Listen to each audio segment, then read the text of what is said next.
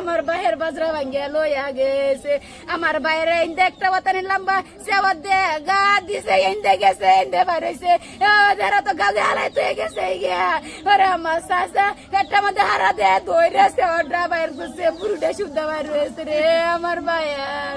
এই যে আমার বাইর রুডা কি কইছে, আমি দেশবাসীর কাছে বিচার চাই, একুনিদের হাসি চাই।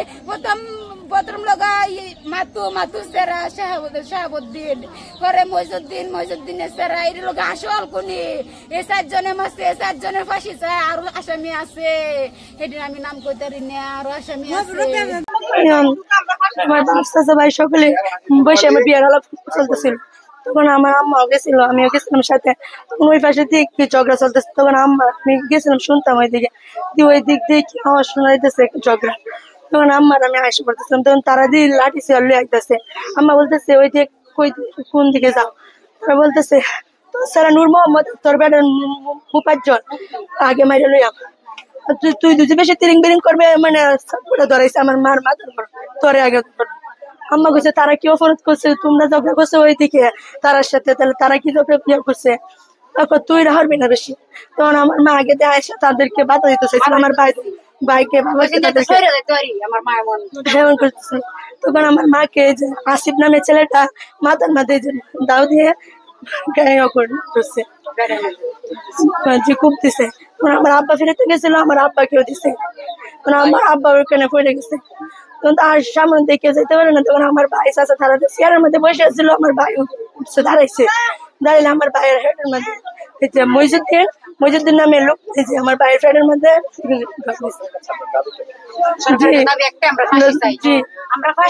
ফাঁসি চাই, ফাঁসি চাই, আমরা বিচার চাই।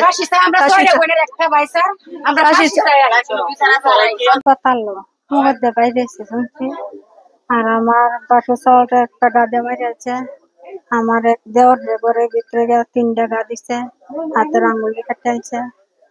আমার দেওয়া আমার বড় জাল এলার মাথা খুব দিছে।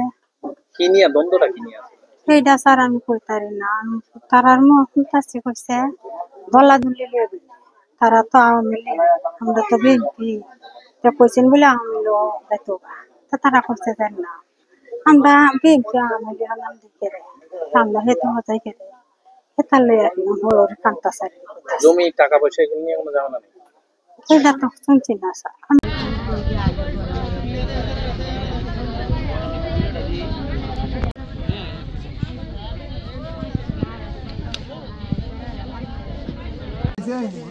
অনেক কমেছে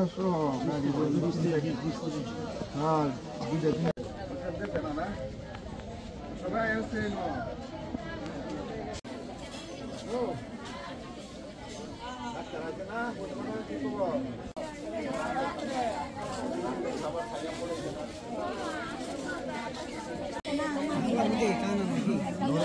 কৃষি কাজ করতো, কৃষি কাজ পাশাপাশি ইলেকট্রনিক্স দুপুরে বড় যাইতো, দুপুরে